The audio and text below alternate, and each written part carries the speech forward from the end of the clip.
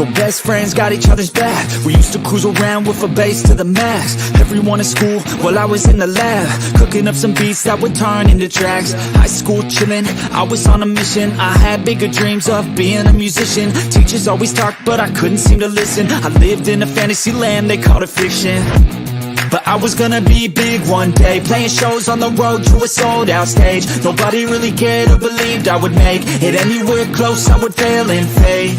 But that's cool, I love that, cause any little doubt gives me energy back. And now, I'm in a place where I'm glad I never gave up on the dreams I had.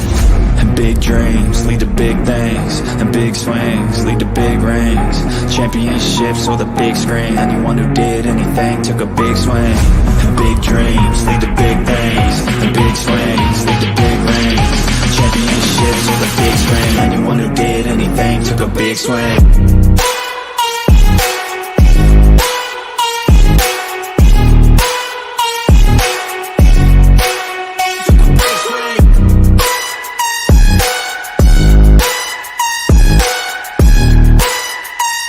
Yeah, let's go. So if you want something big, you gotta swing fast, swing hard and commit. You might miss 10 times, but when you hit, just make sure that you get all of it, okay? People at the top took risks. Investing and testing is all that they did. It's not complicated, it just takes grit. So never give up, take a swing at it. And big dreams lead to big things, and big swings lead to big rings. Championships or the big screen, anyone who did anything took a big swing. And big dreams lead to big things, and big swings lead to big rings. Championships or the big screen, anyone who did anything took a big swing.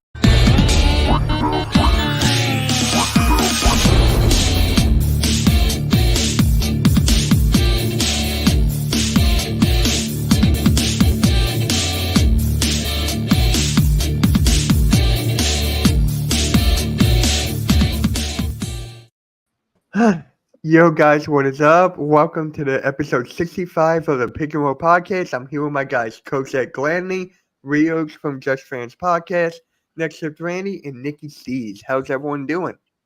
Four more to go.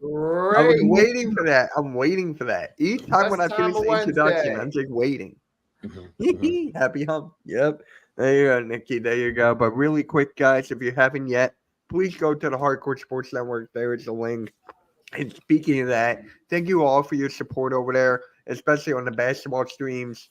Randy with the March Madness for the women's, just Randy's basketball in general. And we uploaded a Caitlin Clark clip from last week, and that's doing really well. So thank you all for all the support on the basketball.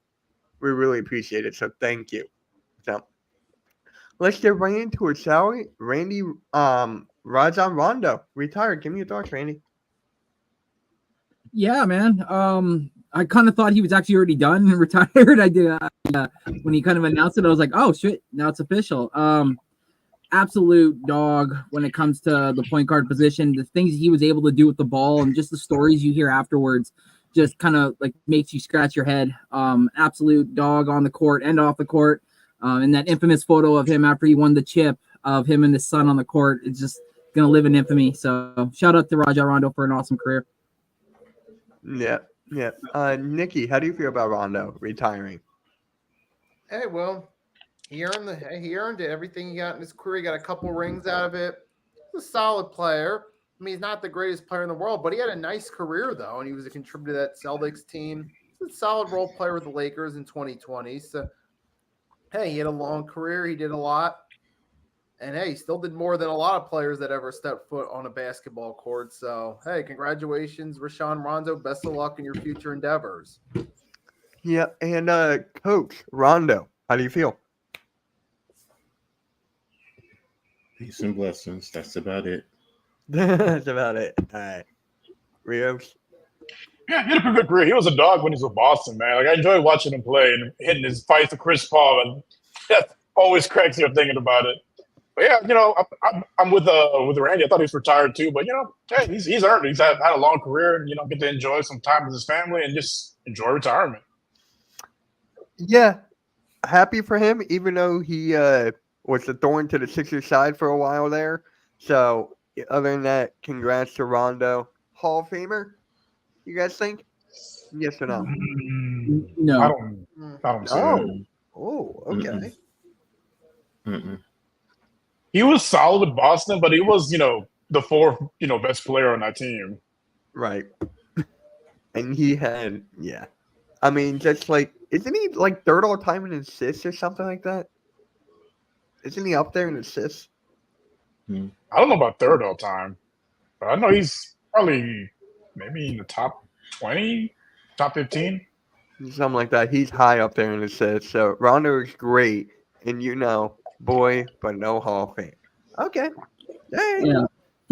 He's a four-time All-Star, 3-time assist champ. He's a 2009, 2010 steals champ. He's a 2-time NBA champ, 2011, 2012 All-NBA, 2006, 2007 All-Rookie, and he's a 4-time All-Defensive. Wow. Yeah. And speaking of Hall of Fame, Randy, Vince Carter and Chauncey Billups, they're in the Hall of Fame. They just got inducted. So, give me your thoughts on Vince Carter, bro. Yes, let's fucking go. It's about damn time. And he said he's going to go in wearing this beautiful freaking jersey. So I'm excited. I'm also excited for Chauncey Billups as well. Another ex-Raptor for a lot of people that haven't followed the Raptors. Was with us for just a little cup of tea. But still, man, happy for Carter. Happy for Billups. But I'm just excited to see a Raptor in the Hall of Fame now. Wearing this beautiful looking jersey, I might add. All right. We'll go with Coach on this one. Vince Carter and Chauncey Billups. Deserving?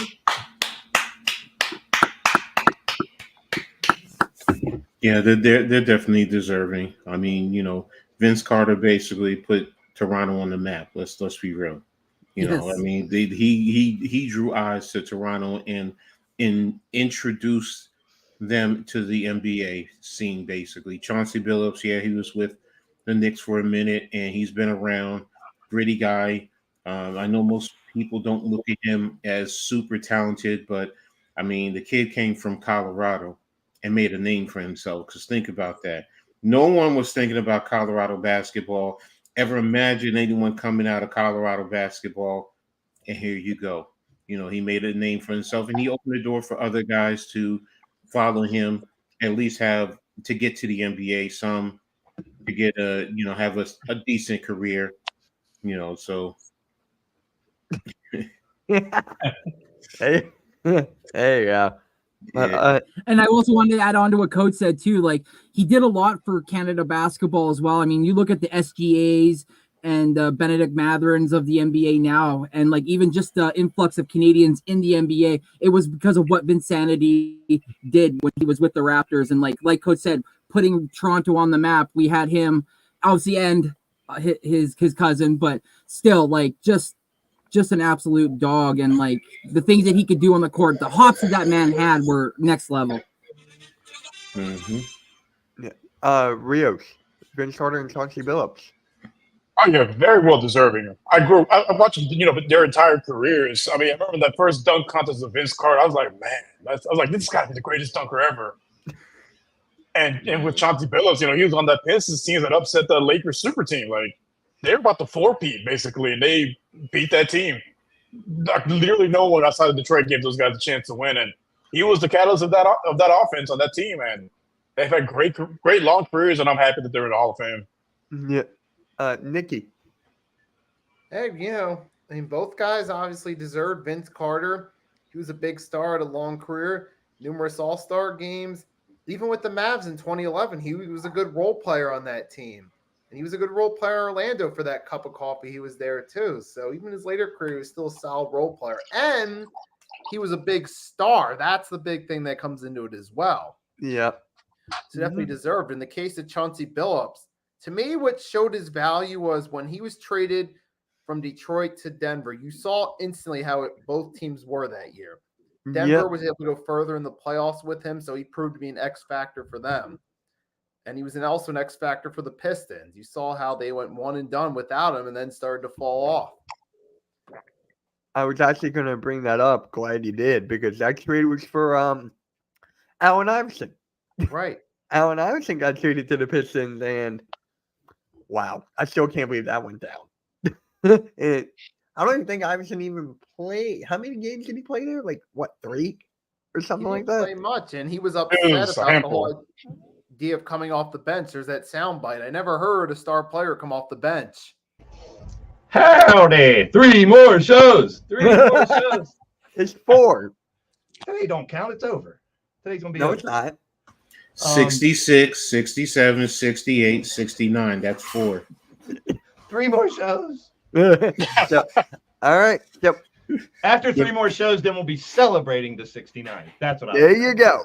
that's what I was trying to put. I just want to have what Blaze is smoking. It is so tough to sit here and not be on the show. I'm not 100%, and I'm trying to get better for this weekend because I'm going to fly to Philly, and at the same time, my basement's flooded. So the whole day I've been mopping and sweeping damn water through my whole damn basement. So it's been a shitty day, but I had to come in and give props to the Hall of Famers.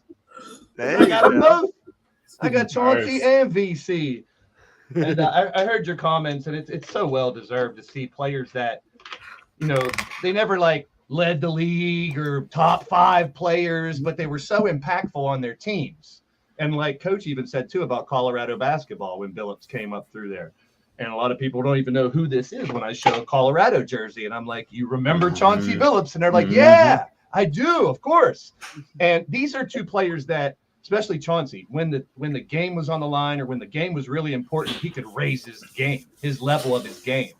Like Chauncey could step up. He could be a facilitator, but he could also run the whole game. Like the dude could take over a game. That's what I loved about him. And Vince, arguably the greatest in-game dunker of all time. Yep. Yeah. So, Blaze, I was seeing you in the chat. You don't think Rondo's deserving in the Hall of Fame? No, I got to be real. I mean, he's a Kentucky boy. He's done a lot of great stuff. That's why I was shocked. I was like, oh, wow. Well, that's why I said that in the chat too. I'm not going to be biased just because he's from the team I liked in college. I mean, he did well, but when you compare him to other players that have, leading the league and this or that, or more all-stars, more championships, I mean, there could be an argument for him at some point, but I don't know. I just got to be real. I don't think he's real close, but he's not going to be in anytime soon if he ever does get in. I don't know. I mean, we got playoff Rondo, another one who stepped up whenever he had to, and that's huge especially in today's NBA, to be able to pace yourself throughout the season and then raise your game at the end. Yeah. And actually, Rondo played on the Celtics, so the Celtics were actually big rivals of like all of our teams pretty much, with the Sixers, Raptors. So who's your favorite rivalry? It could be like a player rivalry all time, or it could be a team-to-team rivalry. Whoever wants to go first, your favorite rivalry of all time. Celtics Sixers is still mine. Really? It's still today, because back in the day, I've said this a million times, most of the people I knew were Dr. J or Larry Bird. I mean, They were Magic or Larry Bird. I'm sorry. Magic or Bird. Magic and Bird. I was the Dr. J guy, like hoping they would finally get to the finals and win one. And then finally in '83, they did. And it was always, the Celtics and Lakers, arguably the 2 greatest franchises in NBA history over the long haul. But the Sixers were always like right there trying to dig into the Celtics. So, and now we still have that feud now. That's why I love it so much. 40 years later, Sixers and Celtics still. I mean, there's a bunch of them, but that's the first one that came to my mind. Yeah. Nikki, do you have any favorite rivalries? I'm going to go Lakers Spurs. And the reason why is because I have a bigger connection with that rivalry. As great as Knicks Bulls, Magic versus Bird, and those rivalries were, I got to pretty much see the entire Lakers versus Spurs or Kobe versus Duncan or however you want to put it rivalry. So I felt a bigger connection there. And it was the two most dominant teams of the 2000s trading blows figuratively with each other, which made that rivalry cool. Because you had the Spurs eliminate the Lakers a few times. Lakers got them a few times on the road to some of their championships. And what's always cool is that Kobe learned French just to trash talk Tony Parker. Right? Yes, that's awesome. That was great. That was great. Rios, do you have a favorite rivalry, team, player? You have a favorite rivalry?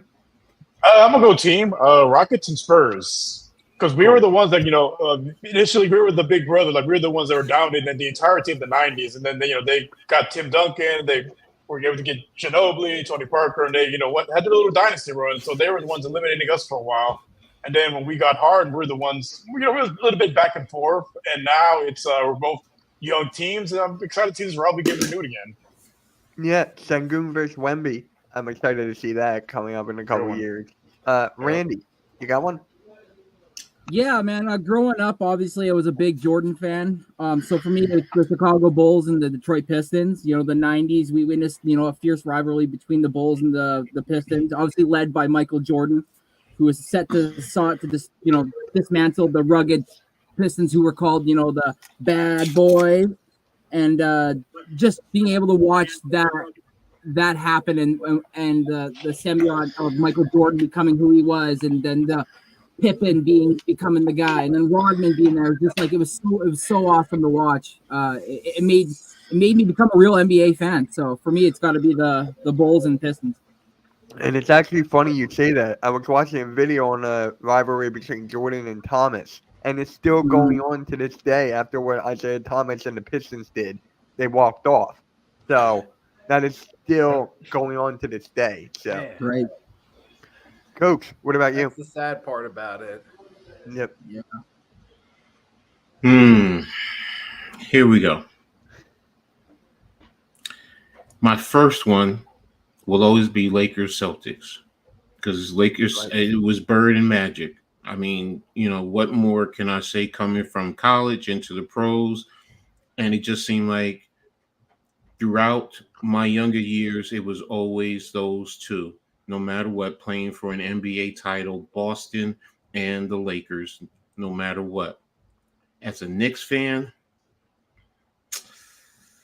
I want to say the Celtics, because I had great pride when Patrick Ewing, they swept them, and then they took the broom out and swept the Boston parquet floor. But it's actually Miami. I mean, I go back to when Jeff Van Gundy was hanging on to Alonzo Mourning. You got PJ Brown taking Charlie Ward and flipping him and throwing him into the stands. You got the great game with Allen Houston coming down the lane, hitting that last minute shot. Tim Hardaway Jr. with the crossovers, always getting somebody on the Knicks defense. John Starks doing senior. John Starks always doing something to be an antagonist to Miami. So for me, it's always going to be Miami, but I still got to show respect to my first one, which will always be Boston and LA. Fair enough. All right. So Heat rivalry was something else. I Yes. just barely missed it. yeah. So for me, I think it's kind of obvious here. It will be Allen Iverson and Kobe Bryant in the 2000s finals, 2000-2001.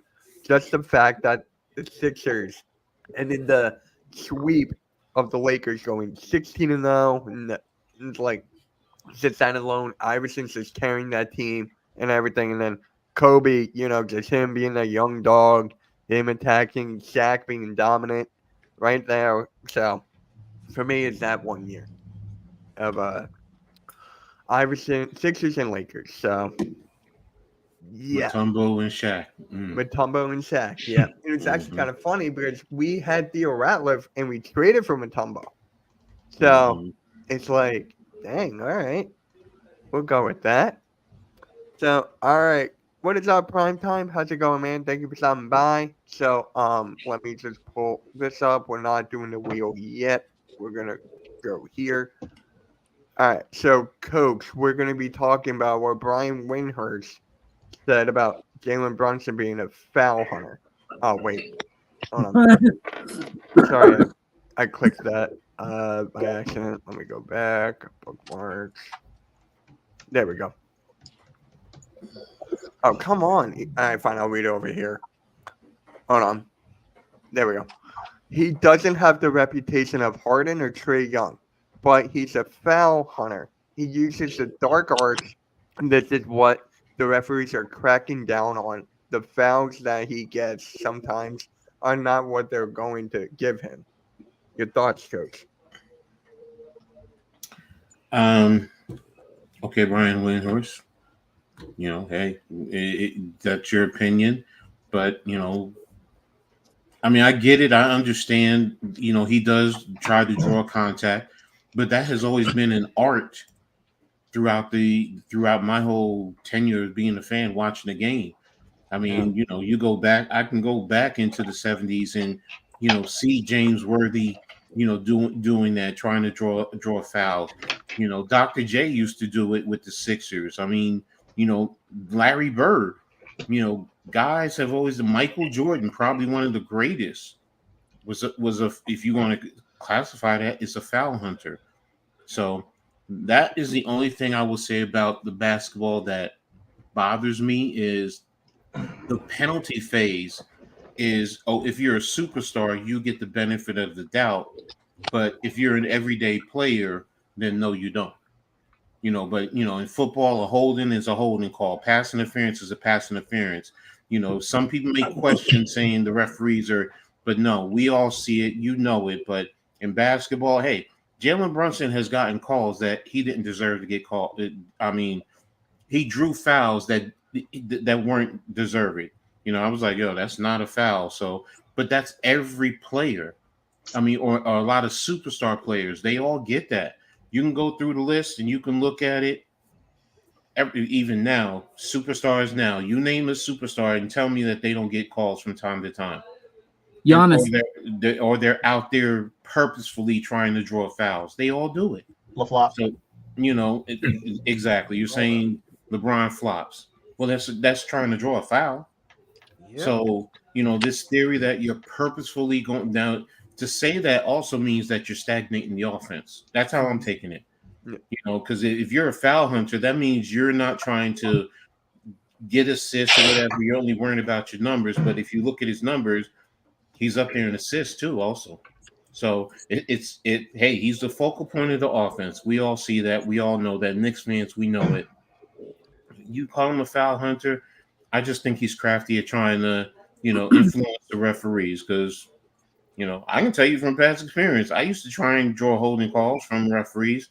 Offensive lineman has me locked in the upper shoulder and I do a rip move. I lock his elbow and get separation so he can't move his hands. Sometimes it works, sometimes it don't. Jalen Brunson, he's going into your body. He's trying to get a foul. They all do it. So go ahead, y'all got it. All right. Randy, you got anything to say about this? Yeah, man, I got a lot actually. There's a gentleman by the name of Luka Doncic, who's I think is a more of a foul hunter than I would say Jalen Brunson. And then what's cool is you can go and look at the stats. And online right now, number one for fouls drawn is Giannis Antetokounmpo, 589. You go down to number 4, it's Jalen Brunson, 423. So, I mean, if you're going to sit there and call him the foul hunter, then what's that? What is Giannis, the foul hunter king? Like, who's 2 and 3? Who's 2 and 3? Number 2 is Shai Gilgeous-Alexander with 458, and then number 3 is Luka Doncic at 452. Hey, I have to say this right here. If Embiid didn't get injured, he would have been number 1. I'm just saying. Number 5 is actually surprising. It's DeMar DeRozan at 409. Okay. Oh. Wow. All right. So, Randy, go on. Sorry to cut you off there. But no, I'm just saying, like obviously we got the stats, and men lie, women lie, but stats don't lie. And right now it's he's got 423, but I'm looking at a glaring number of somebody almost having 600. That's almost 200 more than this man. So, he a foul hunter? No. Is he trying to use fouls to his benefit? Absolutely. But who isn't? So it's like I don't know where this is coming from. All right. Blaze, you there? If you're not there, I'll just go right to the. Yeah, I'm here. Couple things. Number one, I normally like Windhorst takes, but to me, this is one of the reasons why I don't watch ESPN and a lot of the news that they put out. Because this looks like someone just trying to find news out of something that's really technically not that much of news. Yeah. So, and that's what ESPN does on a regular basis anymore.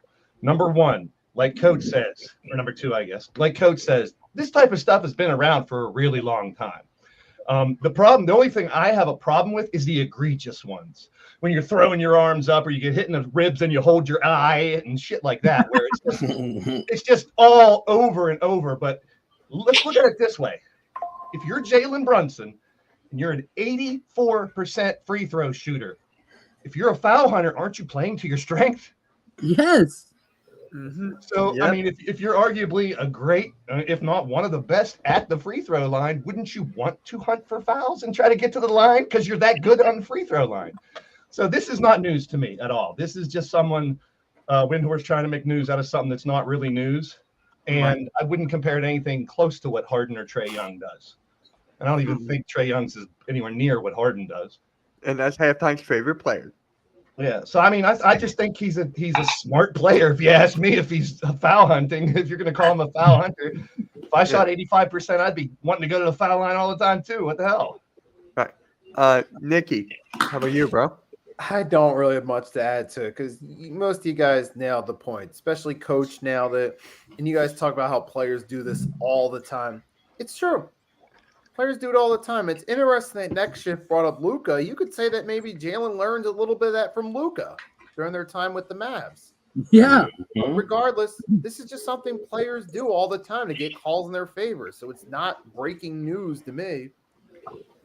It's part of the game. It's part of the game now more than it was in the past. Like Coach said, it's been around, but it is definitely around more now. Yeah, I think the bigger story would be it's happening more now. A lot more flopping. Yep. Rios, how about you? Yeah, I don't like the foul hunter term, like, because he's not out there flopping, trying to look for, trying to influence the referees. He's driving hard to the basket and he's getting hit. Like, he's trying to force contact because he's driving to the hoop. Like, that's you're taught as a kid. If you're gonna drive to the basket, try to draw a foul and make sure you make it. Like guys like like LeBron and Harden that flop looking to get calls. That's what I would call a foul hunter. A guy playing hard, that's not a fouler. He's just making contact. Well, what else do they want him to do? It's part of the game now. It's part of the game. Look at pass interference in football to throw a comparison. How many times quarterbacks just throw it up hoping to get a penalty call? Yeah. It's the same thing in basketball now. They're going to look at the ref 10 times to try to get the call the 11th time. Wait, Blaze, are you blaming the refs now? No, they're going to shrug their shoulders or look at the ref and shake their head and wave them off when they think it's a foul. Because every time someone misses a shot in the NBA, pretty much, they think it's a foul. But you got to hunt for fouls, honestly. This is a compliment to Jalen Brunson, in my opinion. Right. Yeah. So, for me, Brunson's just trying to win. After what we've seen from him and Nova, just doing what he takes to win and help the team win. He's playing textbook basketball. That's basically what it is. I'm getting tired of this. Really, I am. I mean, I had to see Harden do it for like a year and a half. I kind of saw Embiid do it. So, all right, not kind of. I've seen Embiid do it. It's everywhere. So, You have to. You got to keep up with everybody else that's doing it.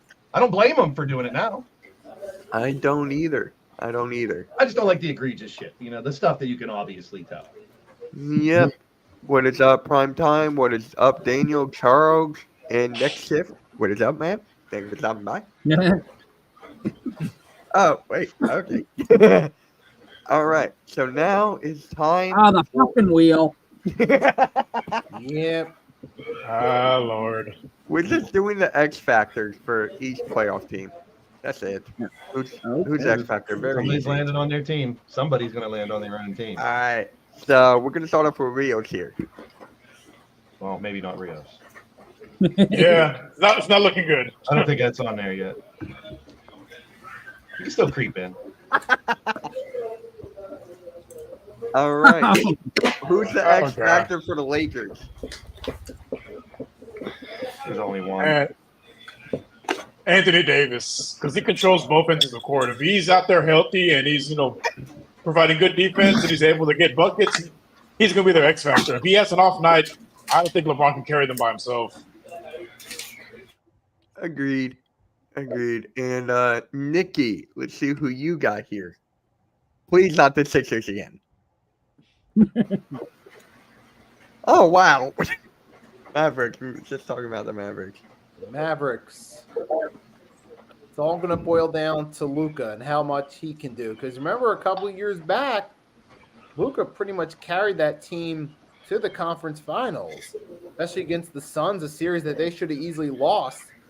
So in that Game 7, he went out there with the chip on his shoulder and sent the Suns home in embarrassing fashion. If he can have another type of run there with a better supporting cast, that could do something big for them. They could possibly make a deep run, maybe, especially, and they've gotten hot lately too. So I think it's going to come down to Luka. I like that. All right. Blaze, who do you got? I don't know. You got to spin the wheel. I know. That's why I said spun it. Okay, come on. Go to Pelicans. No, please don't. That's your favorite team name. Frozen. It's Frozen for me. All right. You got the Pelicans. I think they need to just change their name. Then that'd be good. It's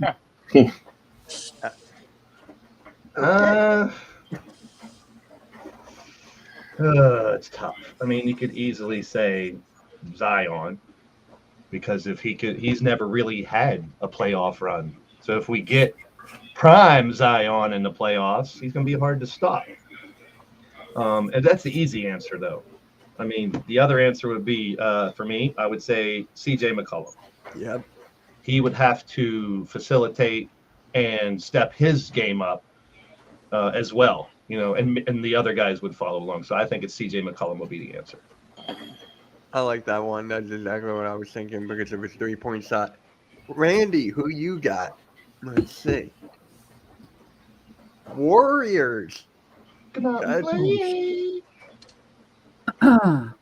Honestly, I obviously people would say like they live and die by Steph, but the way it's been going lately, I think it has to be Clay. I think Clay has to be the one that steps up for them and doesn't average just 17. Has to have a 24, 27 point kind of game, kind of outing during the playoffs for them to go, because Andrew Wiggins and the other supporting cast, and Kuminga is injured right now, so just haven't been doing good. They've been doing good as of late, but come playoff time, a lot of those guys are going to be fresh in the playoffs. So it's a matter of the experience showing up when it needed the most. All right, and Coach Knicks. Nuggets. No. Timberwolves.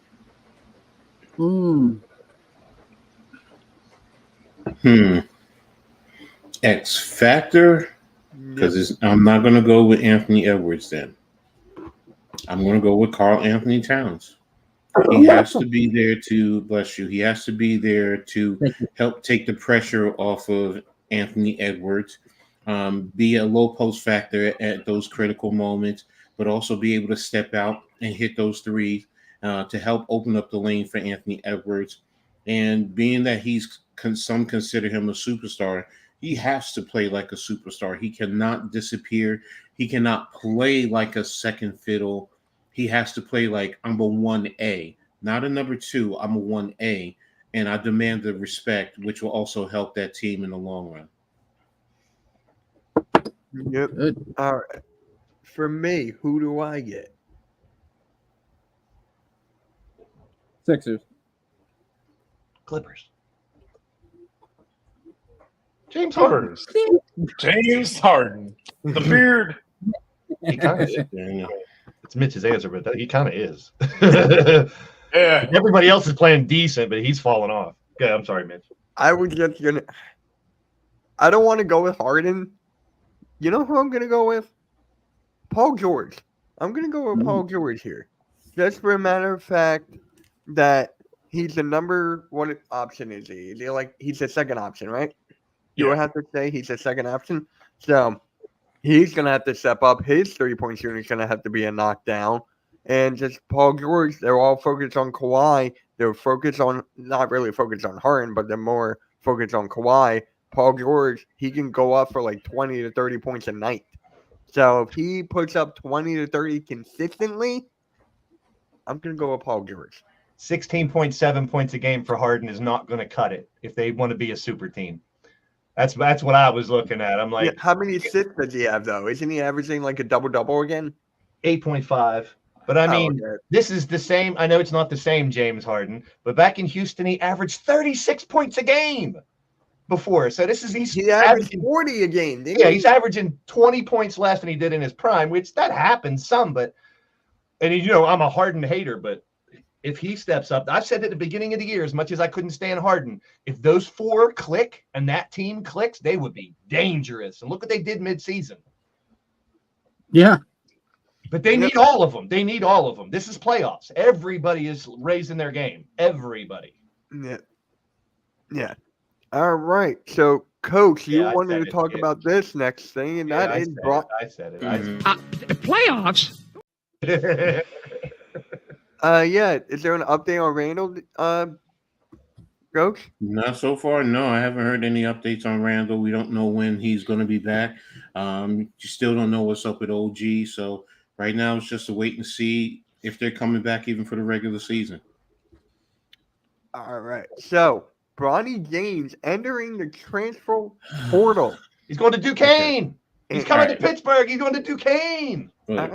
When I first heard that, dreaming, I said April Fools because it came out on April Fools. Right.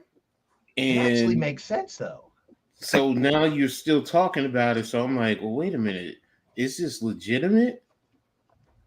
I mean, what happened to him coming out after his freshman year so he could play with his dad? Well, so now he's going to play another year, and he's got Stephen A. Smith numbers at USC.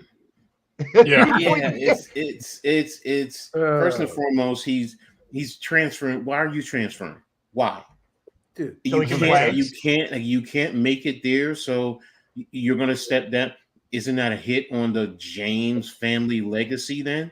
Because you're supposed to be such elite, talented players and you should be able to stick it out mentally no matter what. You shouldn't be running from competition or whatever the case may be. Yeah, I get guys want playing time and they want to be the man. But this, come on, bro. Stop trying to be your daddy. Stop trying to be like your daddy, man. Be your own at self. least with him, sorry to cut you off, he earned the right to at least say, hey, I want to go to Miami or Cleveland. No, you're so right. It's like, Blaze just said it. His numbers are very, I mean, why are you transferring? I get kids who are like 10 points and they feel like if they had more opportunities, then, you had the opportunities and no disrespect, bro, you didn't earn it. And now you want to go. Now, if you're telling me you're going to a D3 school or a D2 school, all right, fine. Go do what you got to do. But right now, if you go into another, nah, bro. I mean, that tells me you just can't cut it and you can't hold your daddy's job. That's what it boils down to, plain and simple. You can't. And I get the pressure from being a LeBron James son. It's something would never want, honestly, because that is a lot. That is a lot, and you're always going to be compared to daddy. But now you're running. Personally speaking, he's doing worse than his dad. At least, like Blaze said, like Nikki said, he earned the right. You haven't earned shit, and now you want to go and it's not about money because you got money out the wazoo, and I know USC is giving you money, and they're gonna make sure they give you money to keep daddy happy because daddy gonna come to the games, and that's gonna help sell out tickets or whatever, or just the thought of it. But now where are you going? No disrespect to Duquesne, but that you're going to go to Duquesne. You really going to go from LA to Pittsburgh? The only reason I said that is because there's a connection to LeBron. Yeah. And that's Bryce's number one option right now. Bryce's number one on his list is Duquesne. He has 4 colleges. Boy. Okay. Duquesne's on the up and up. I mean, but Yeah, no, you're right, Blaze. They usually do play good. Sometimes they play good basketball. It's up and up. I mean, it's in the Patriot League, so I kind of get it. You know, you're always going to have those ebb and flows. But all right, so Daddy's friend is over there, okay. But I'm just saying, bro, you gonna leave LA, the comfort. You're scoring 1 point, whatever, and you're gonna go to Duquesne and what? Probably score 2 points a game, 3 points a game. Well, over there, he could probably start. He could start. He has talent. I don't think he's good enough for the NBA. I said that earlier in the year. I don't think he's good enough. Bryce has shown more moves and stuff that could be NBA type of talent. Plus, he's 6'4". I mean, you look at Bronny out there with USC. He doesn't look like he should be on that team. Nope. He doesn't. I mean, he has 4 or 5 freshmen that are above him already. So, I mean, in my opinion, that was a dumb mistake to even go there. Number one. Because number two, I don't understand this either. LeBron is acting like he didn't even know Bronny wanted to transfer. I saw a quote from LeBron saying, hey, he's his own man now. Like he's acting like he didn't even know he wanted to transfer. Number three, like Coach said, following in the footsteps of a legend, I would never want to try to do that. You're never going to live up to him.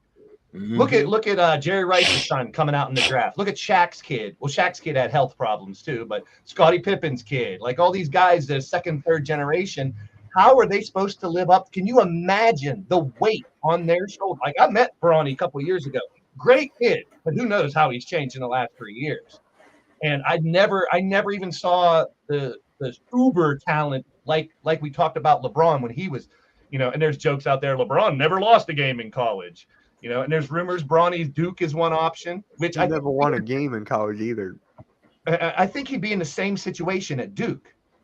Even worse, probably. Yeah, and like Coach says, I'm like, because last week we talked about the transfer portal, and I think it's way too much. But in this scenario, I mean, I'm contradicting what I said last week, but in this scenario, I kind of don't blame him because he's never going to make it in USC.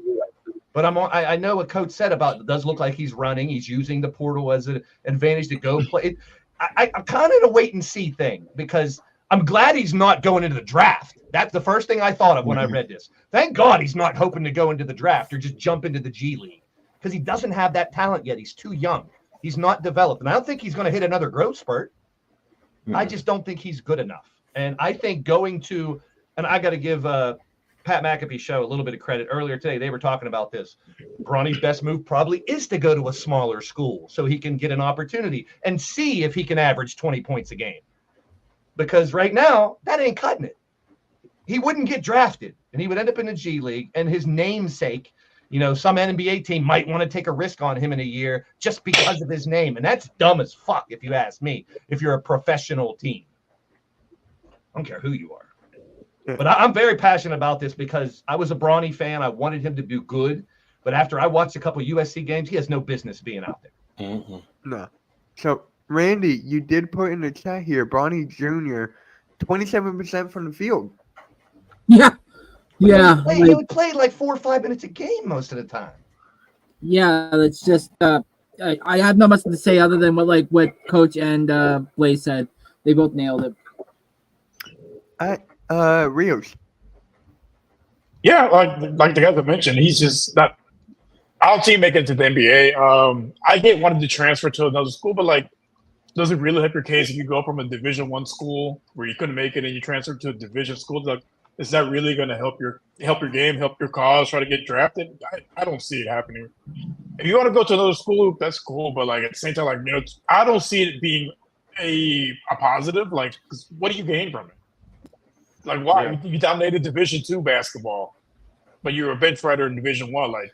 And NBA is not Division II. If that's what his ultimate goal is, it doesn't make sense in my eyes. The Duquesne thing, I was tongue-in-cheek when I first said that because I saw them on the top of the list of Bryce. I would rather him go anywhere but Duquesne, to be honest, because there's a tie to his dad. If you're truly your own man, like your dad says, go somewhere where you have no ties, where you have to work for a starting job, where you got to earn those 15 points a game. No D2, no 3, stay in Division I, go to maybe a little bit smaller school. Like you guys are saying, is that really going to change who he is? Yeah. He'll have more floor time. Maybe he'll be more happy about his teammates. But, hey, that was his fucking decision to go to USC with a loaded freshman class. What was he thinking? Yeah. Nikki. I mean, to me, it kind of does seem like he's trying to go somewhere else, but at the same time, it's like you didn't really do that well to begin with in the first place. It seems like you're just looking for somewhere else to boost your stats up to have a better shot at going to the NBA. And as of right now, I just don't see him.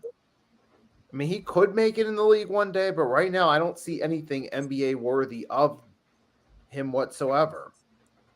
Yeah. And that's going to put LeBron's decision for his final stop in jeopardy if Bronny doesn't have what it takes to make it. He should distance without that happening. Distance himself from his father is what I would think. Be your own man. Go somewhere where your dad doesn't have connections and try to earn it your own way, because otherwise everyone's just going to say you're just living off your dad. But he's still going to have that pressure of being LeBron's son no matter where he goes. Everywhere he goes. Obviously, he will. Himself no matter what. And I just Googled like second generation NBA players, and I'm looking at a bunch of them. None of them had the pressure that a LeBron James son would have. No, not. No, well, Michael Jordan's kids. Not Tim Jr. Not. Well, we knew they weren't that good. Even when they were coming out, they were I'm never. Just saying. But that is a good comparison. Even in high school, they weren't good in high school. We could already tell, like, yeah, they're not going to make it. I mean, Shaq's son, Sharif. Until he got that health problem and stuff, but he never.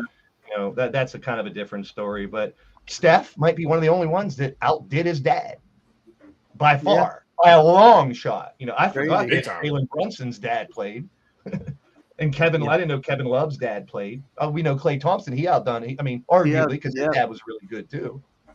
Yep.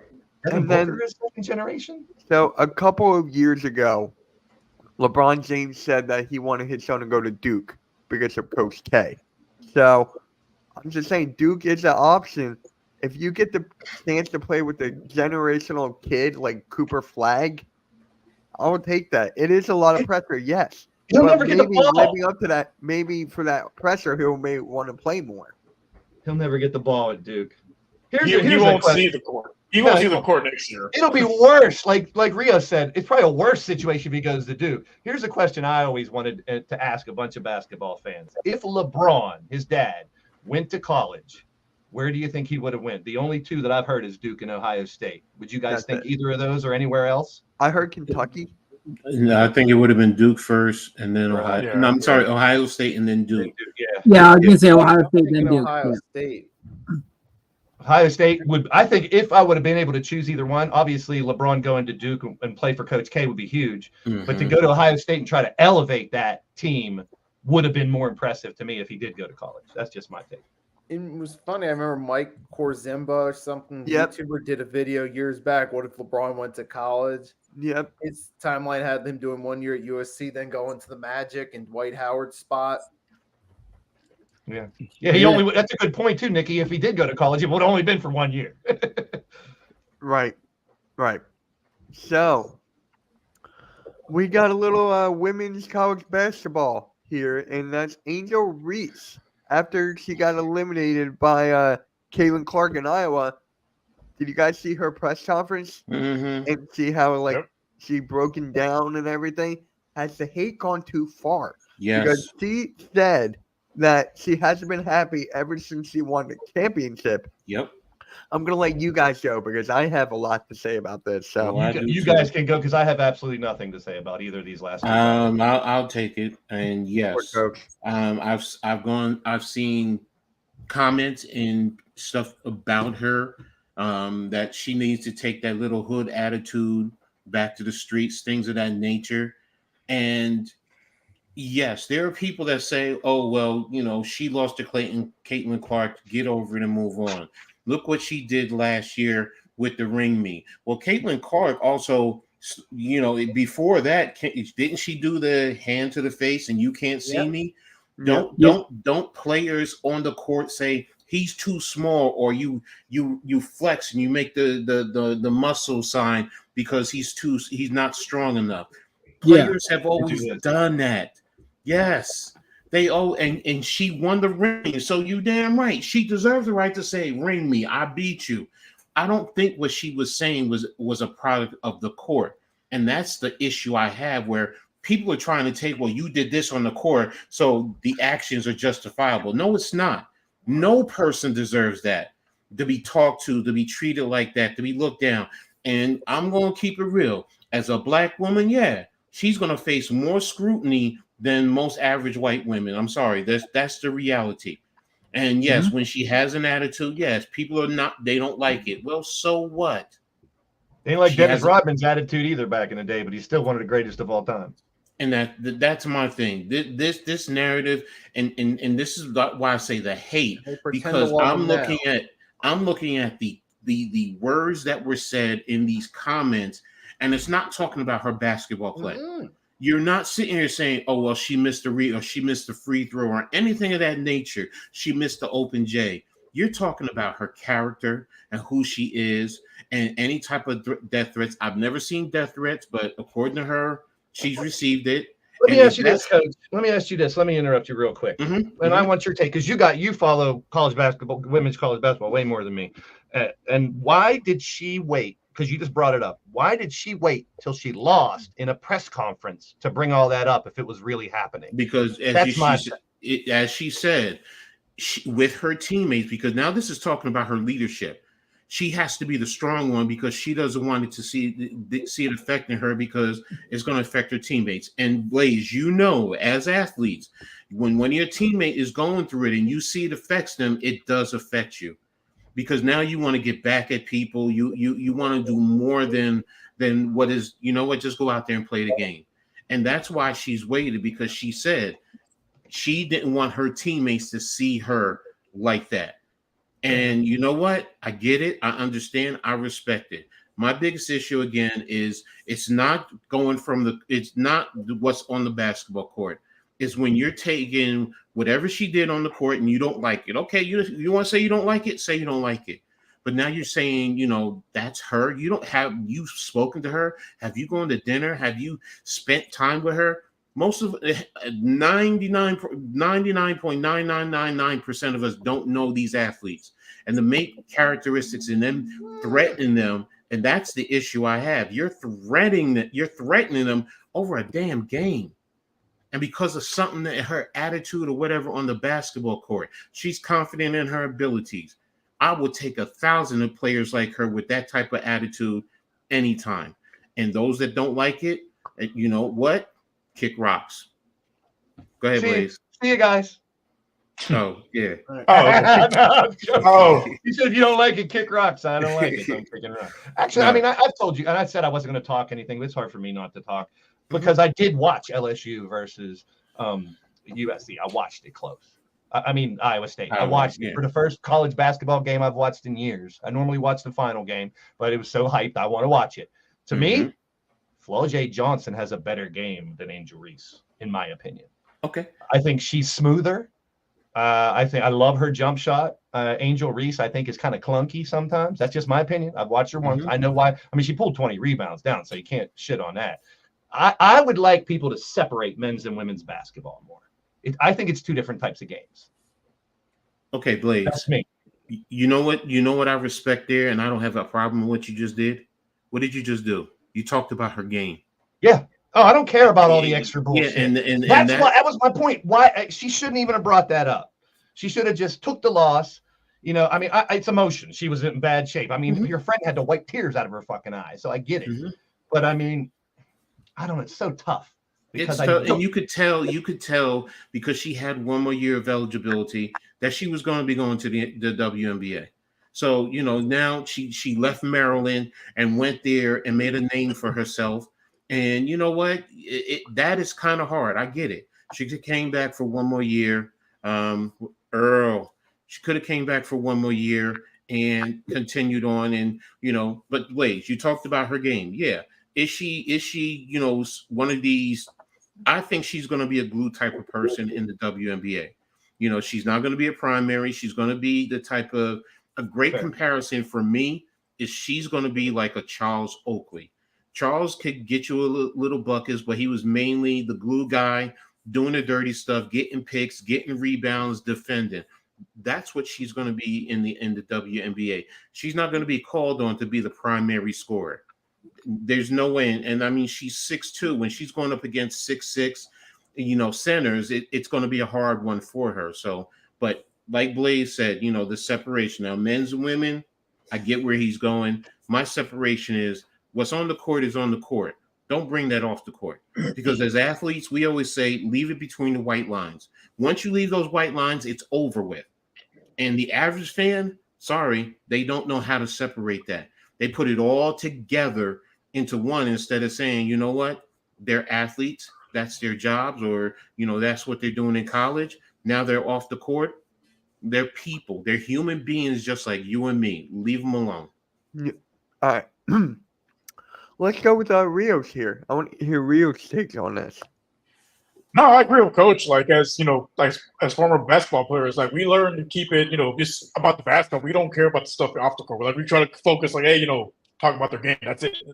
But the extra hate that she's been getting, it's totally unwarranted. And like Coach said, as a woman of color, she's going to get a lot more scrutiny than, like, say, Caitlin Clark would for doing the same stuff, like doing this. Like, who cares? Like the men do it. Like we don't give them shit about it. So why should we do it to this, young lady from LSU? Like, come on, man.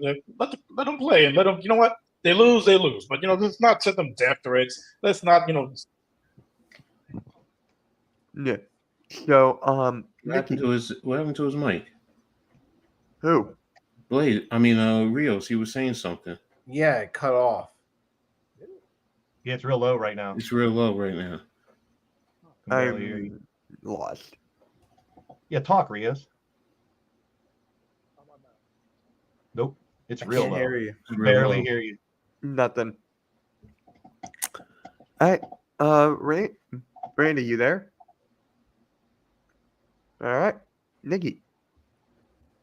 It's just so dumb. It is. And a lot of the people that are doing this, obviously, yeah, there is some racist intention. It's mainly white people who don't like seeing someone of color have some notoriety, particularly a woman.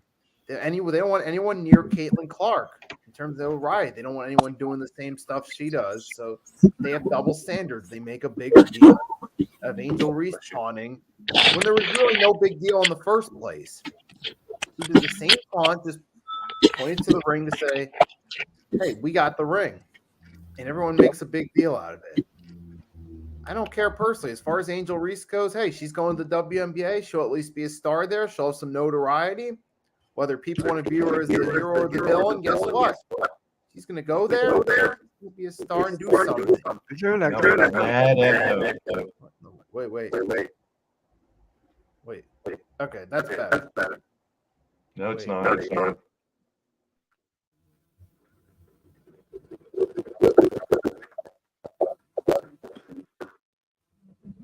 Okay. Nope. no, there's something in the background. It's somebody. I was muted.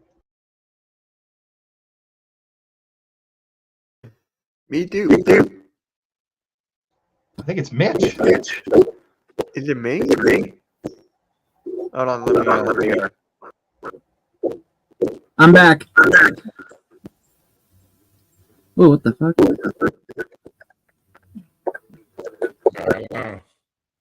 Yeah, it's Randy. No? That's bad, too.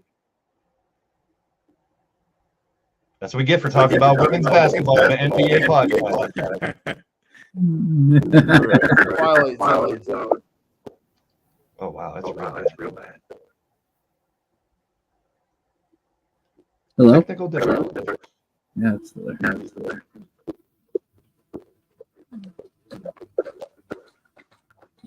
We'll see you next week, folks. Bye. Randy, he's gone now. It's not Randy. It's still happening. Hello? Is it me? No, we muted everybody, and it's not doing it now. Hello? Hello? It's not doing Hey, it there we now. go. It's Coach. Okay. It was All Coach. right. So we're Do you good. hear the echo still? Nope. Nope. Now. Echo's gone. Well, bring Rios I was back. muted the whole time, Blaze. I really was, but I didn't know if it was. It wasn't me. maybe it's just Remember a when I glitch. took my microphone out? It wasn't me. We're Just good probably now. a glitch. Hey, now, Randy, how do you feel about this Angel Reese? Yeah, I kind of agree, like with Rios and what Coach said. And kind of also what Nikki said too. Like no one wants to see a woman of color kicking ass and taking names. And as far as it goes, like we see these NBA players put on a persona when they're on the court and then act totally different when they're off the court, because you got to have a dog mentality. So when she's on the court, she's that leader with the dog mentality, and her teammates thrive when she's being that lead alpha. And she couldn't let them in on everything that was going on, because then that might take away that image of alpha and get them all distracted. And like Coach said, maybe one player or two players try to do a bit more, and then it throws the team off. So she said it when she said it. I feel bad for her. I feel like a lot of the stuff that was said shouldn't have never been said. But they are just, a lot of them are just trolls. And if it was roles were reversed, I'm sure a lot of people would be having a lot more to say. But I want the high five. He's like, can I go to the bathroom? No, I teacher?" wanted to add something. I just wanted to add something. Okay. Go, Blaze, high five. Just one last thing. Go for it. Actually, Angel Reese is taking on the persona of her head coach. Because isn't her head coach kind of the same exact way? She's feisty, she's fiery, she has that attitude, she's always jumping around and she's colorful, whatever the case may be. Kim Mulkey has had her criticism. I'm not going to say she doesn't, but she draws it, and she purposefully draws it. But the point being is, Angel is just actually following her head coach, and most players will follow their head coach's lead.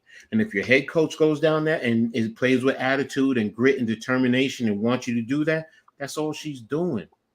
That's all she's doing on the court. And if there are people that just don't like the attitude, I get it. Hey, I hear it in mainstream America. They don't like her because of her attitude. Okay, well, what you gonna do?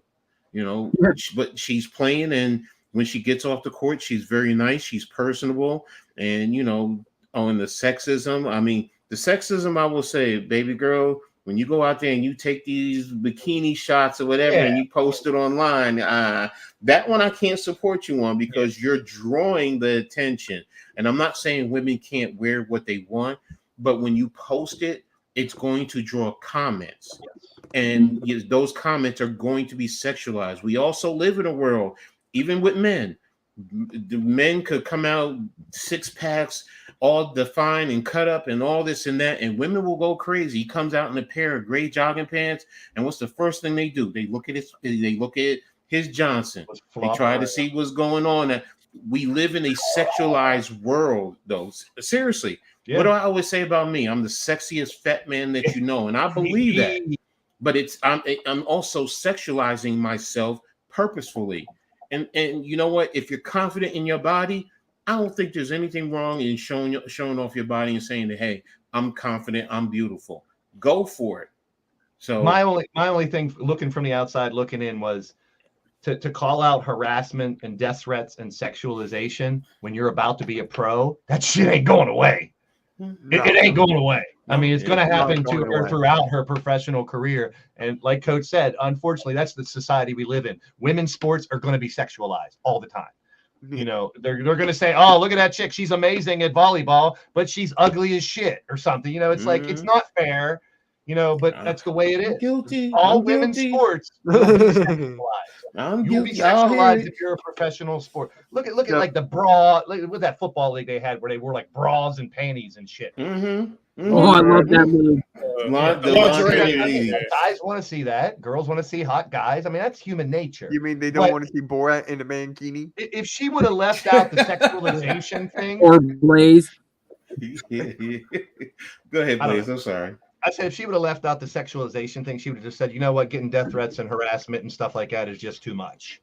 And I think it would have eased it, because this is not me. I'm just saying the general public, seeing her say that for the first time after she lost, and didn't have the greatest game, it's going to look like an excuse. It's not, because no one not. should get that treatment. No one should. But I understand why a lot of the people are saying, oh, you lose, and now you're going to come out saying you're all sad and you're crying and stuff. No, she's a human being. She is just like everybody else. But it's only going to get worse as she becomes a pro, especially if the bigger eyes are on that product, as it should be once these two go up there.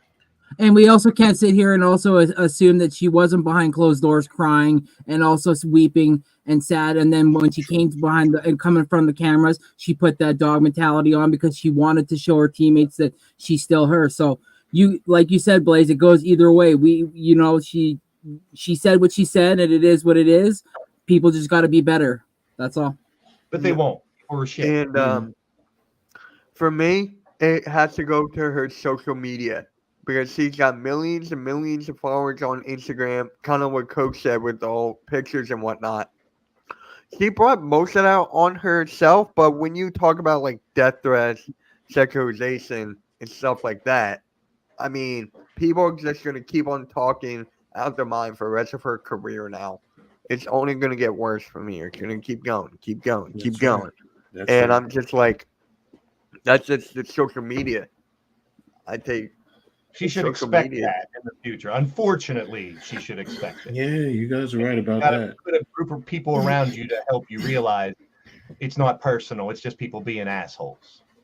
You know, Yep. and it's tough to see pure emotion. When you lose, you're using pure emotion in that press conference. So I'm not saying I don't believe what she said, but you know, it's just, I don't know. All right. And now for our final, if we have to talk about Angel Reese's rival, Caitlin Clark, because they're talking about her and Klay Thompson having a 3-point contest. Could be in the works. No, I don't want to. I'll be the unpopular opinion. I don't want to see it. I don't want to see any more men versus women shit. I think it's only going to cause more problems than good in the long run.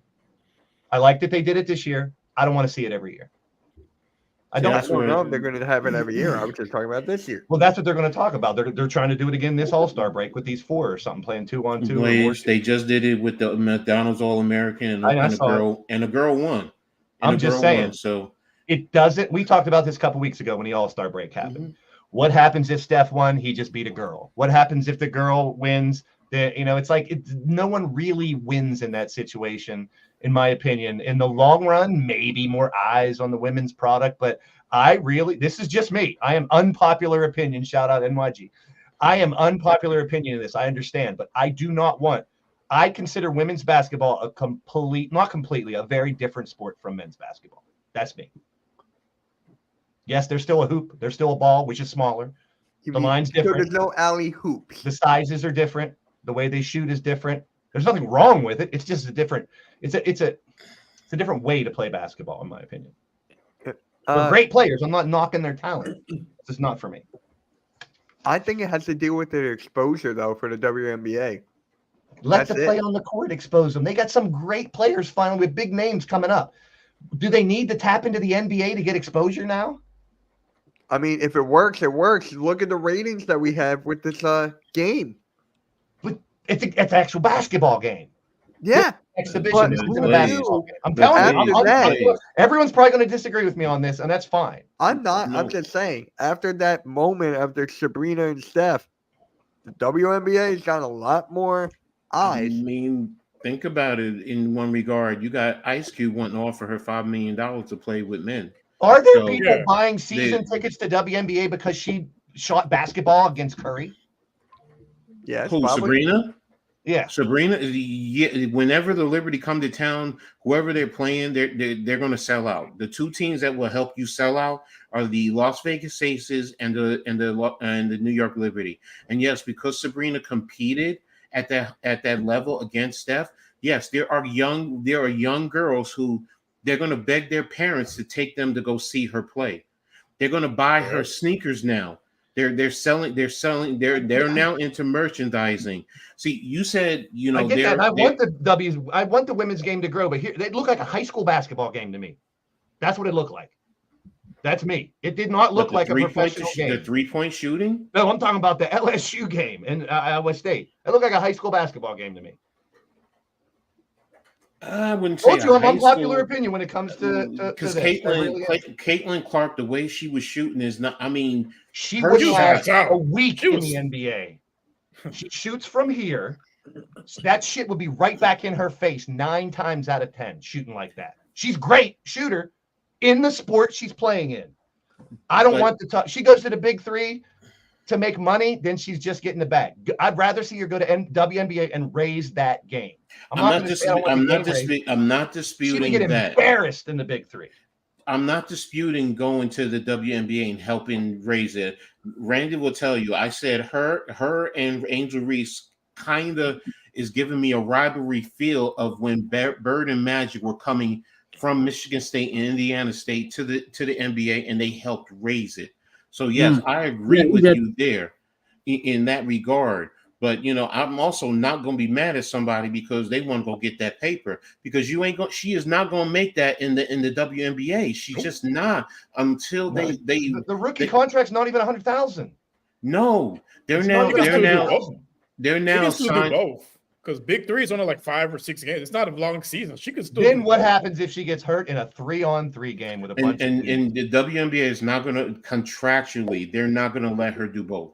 Yeah, I wouldn't either because of that. They don't want to see her get hurt and then she can't perform. So it's either and it's just like with the WNBA, what they're doing internationally, where they're in a sense, if you can't be here at the beginning of the season for the WNBA season, then stay where you are and come back the next year. So they contractually are doing that because they want to grow the game here.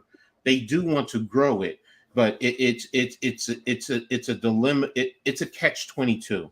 These It next really few is. years are crucial for the WNBA because for the first time, and I heard this on TV the other day, and it kind of hit me. You got like 10 big names in the WNBA after this year and the next couple years. So you're not only talking about, hey, why go watch the WNBA for 3 good players? Now it's like they have a group that would bring that to the next level. I still probably won't be a fan, but I'm being real about it. They have to be very careful what they do the next couple years. And they can definitely raise that whole league and that. Look, it's going to keep elevating because now once she's gone, Caitlin Clark, all eyes are going to be transferring to Juju Watkins now. And I was just going to say that, Juju. Yeah, she's a freshman. So now you got to see, because they can't go to the W until after their 4th year in college. So Juju has another 3 years, which is going to help intensify. And there's a group of high school girls that are really starting to help elevate, are working to elevate their game. So that's what they're hoping for with the WNBA. Because of Caitlin, she's going to get young girls who are going to go in and they're going to want to work on their craft and play basketball and get better. And the ones who are here now in college are going to work and get better. I mean, we're not even talking about whatchamacallit down at Stanford. I mean, that girl can also play too. What's her name? Randy, Cameron Brink. She's a 6'5". She's kind of a wing, but she can also play. The point being is, the women's game has talent. It's always has had talent. I mean, go back to Rio's time with the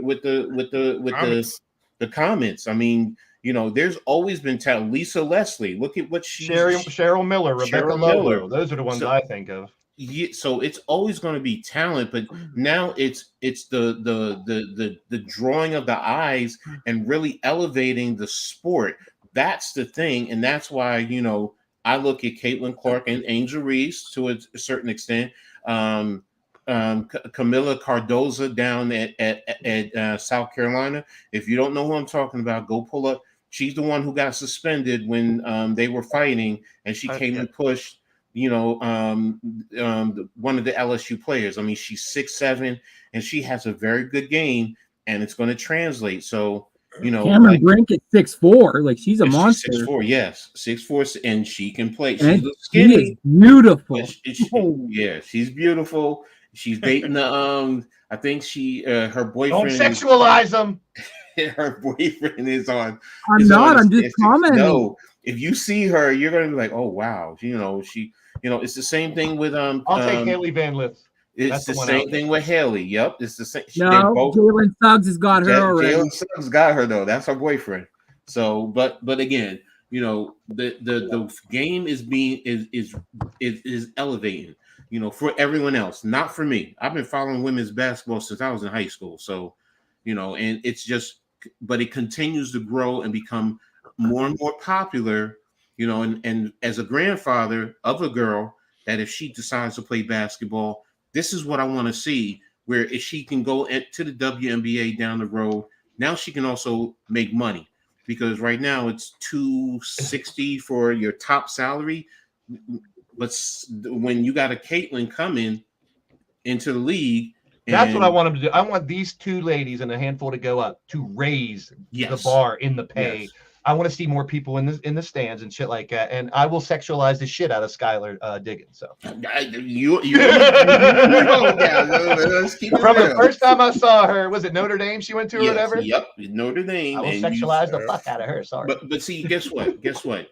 We're gonna do that just like now. The way we're talking about it, don't think women don't do the same thing. They follow teams sometimes because of, oh, he's cute or whatever the case may be. Guys are gonna, you know, oh, she's sexy. She got, you know, a certain body part that I like or whatever. You know, on but TV. It's about appearance when you're on TV, no matter what sport, TV, movies, celebrity. That comes with the territory being sexualized. Yeah. So I just love it. I want to see the sport in the elevation. And if it starts with a man versus a woman initially, hey, as long as you get the foot in the door, that's the first thing that I want to see. So, but go ahead, y'all got it. Yeah. So for me, I'm just talking about the future here. Like, look at all these girls who love Caitlin Clark now. They might want to go out there and shoot like 30 feet now. I'm done.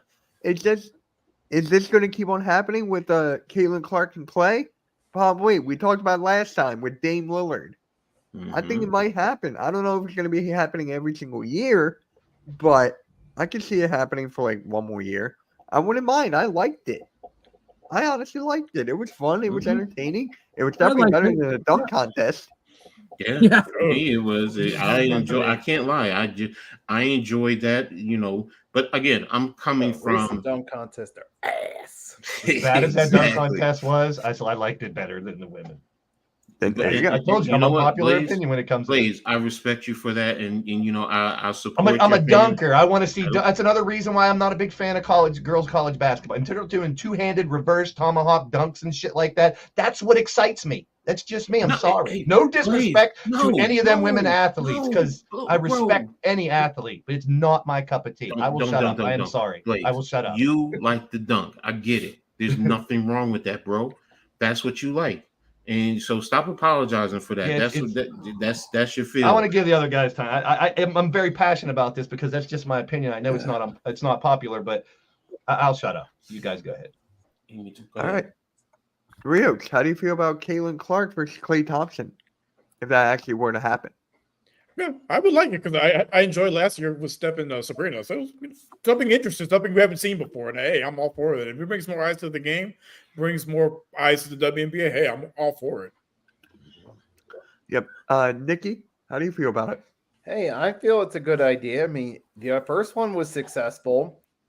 It got people talking about Sabrina a little bit, and now you got someone in Caitlin Clark who people already know who she is. You put her in a 3-point contest, it'll definitely draw eyeballs, and it'll be good for all parties involved. So go for it.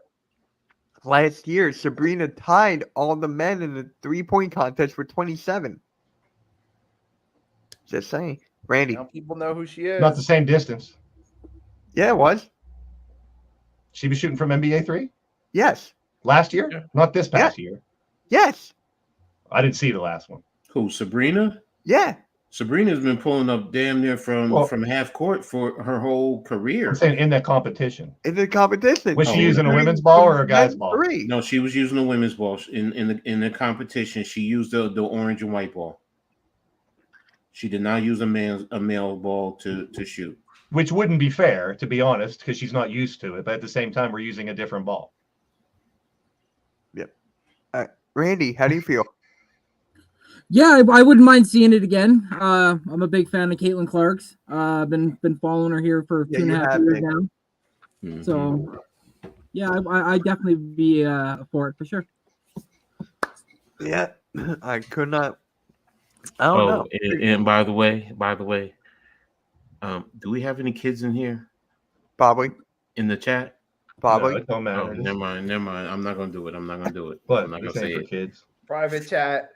We're gonna end the show now. We're gonna end it now. So, all right, guys. Appreciate everyone tuning in to the Pick and Roll Podcast, episode number 63 or 65. Oh my God, we were talking about 3-point competitions.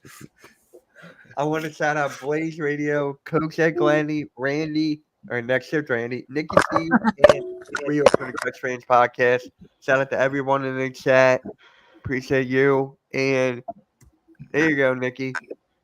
Shout out from Straight to the Point Sports. There you go. On that note, guys, we're gonna hit. Make sure you guys hit that like, subscribe, and notification bell, and we'll catch you all next week.